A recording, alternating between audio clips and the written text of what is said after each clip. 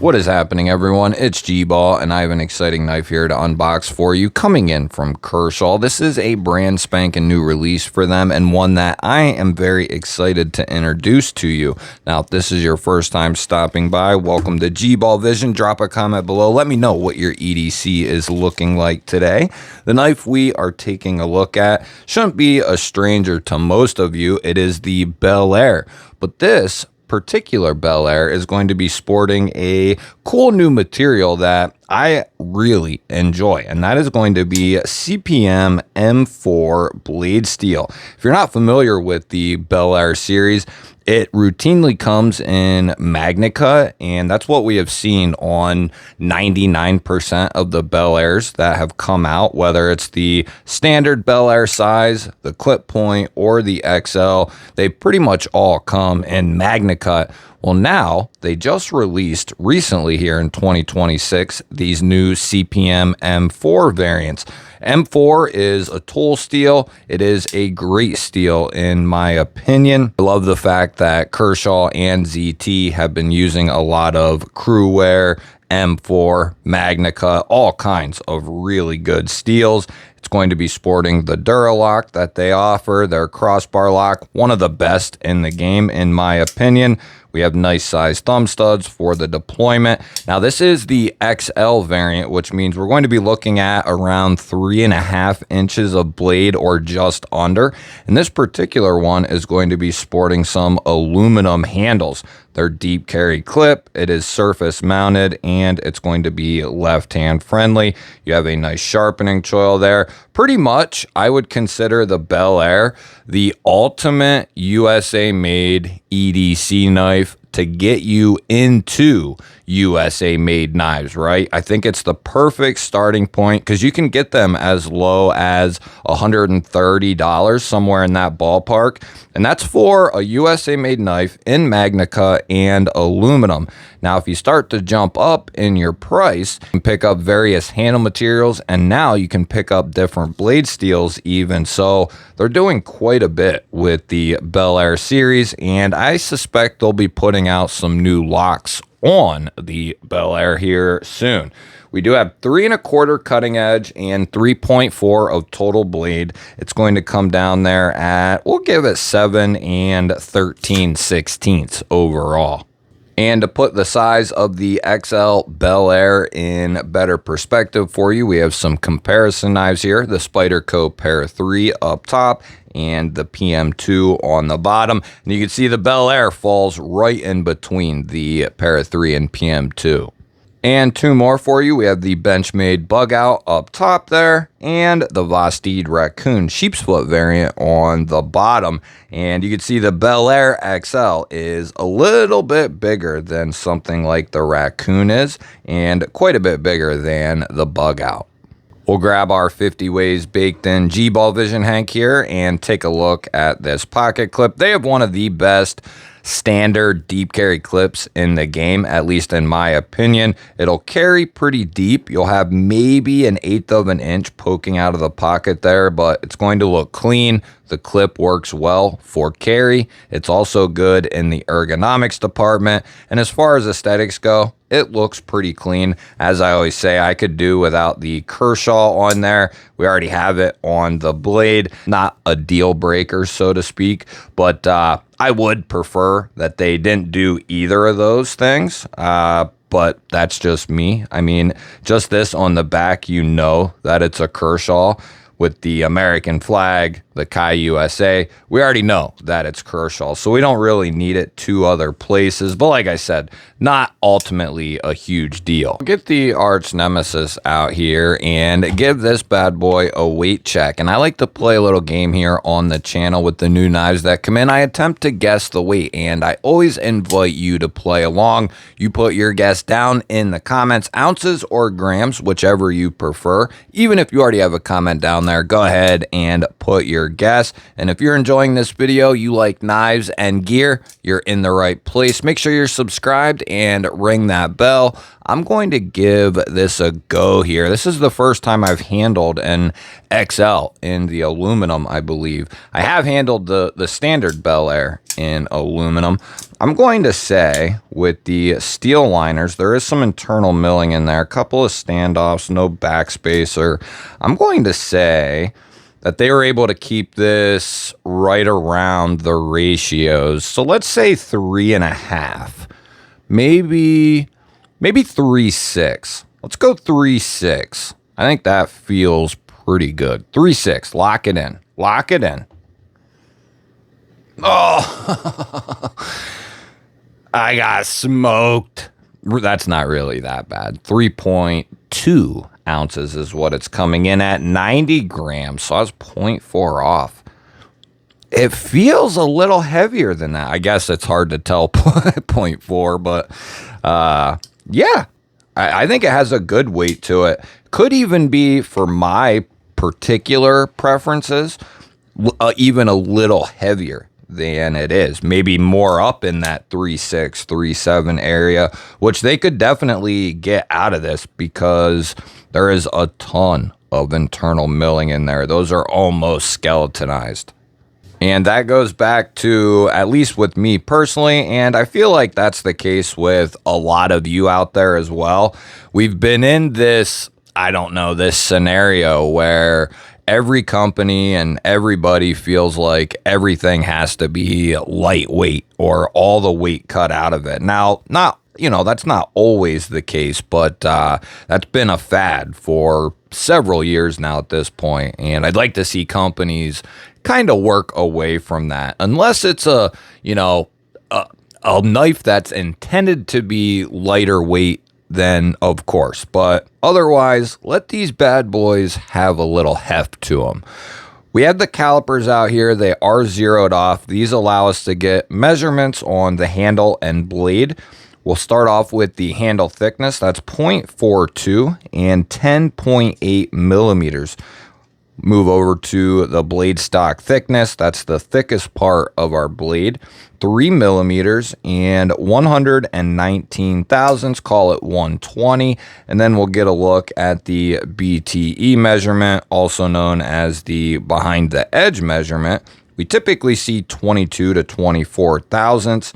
And in the case of the Bel Air, we are going to see 25 thousandths. So very standard stuff here, especially with the Bel Air. I think they routinely come in at that 25,000 mark. Yeah, see, 24 thousandths, depending on your hold, of course, but it looks like it's going to stay a steady 24-ish thousandths. And then that lends itself, at least to me, being a more all-around pocket knife than it is a dedicated slicer. So something like this, I wouldn't put in that like ultra slicer category. It could be, but I think this is more of a general EDC, right? Something you could do a little bit of everything with it. Let's go ahead and see what kind of edge this has out of the box. And for that, we'll use our piece of catalog paper as always. Love this blade shape. It lends itself to being a great blade shape for a user. Something you could pretty much do any task with this type of blade shape. Pretty close. Chiseling, maybe not so much like a Tanto can do. But for the most part, this is going to be a great utility-driven blade shape. And as far as the edge goes, that is superb right there. Nice and sharp. Love M4. And also, while I was prepping for this video, I didn't even know it. And I don't know if they're maybe newer or if it's something I've just missed here in the past. But they did also some XLs in 3V, CPM 3V, which is another great steel in my opinion. I think I like M4 just a little bit better, and I like Crewwear just a little bit better than M4.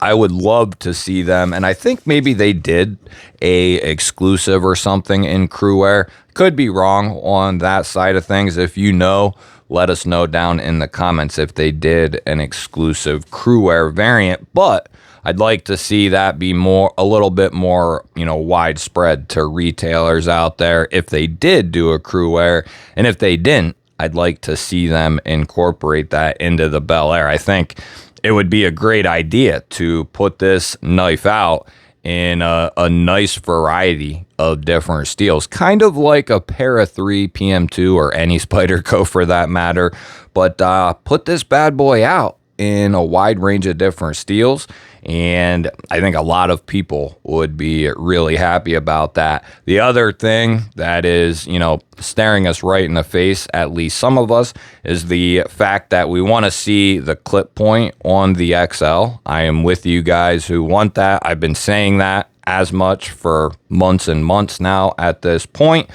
since the XL.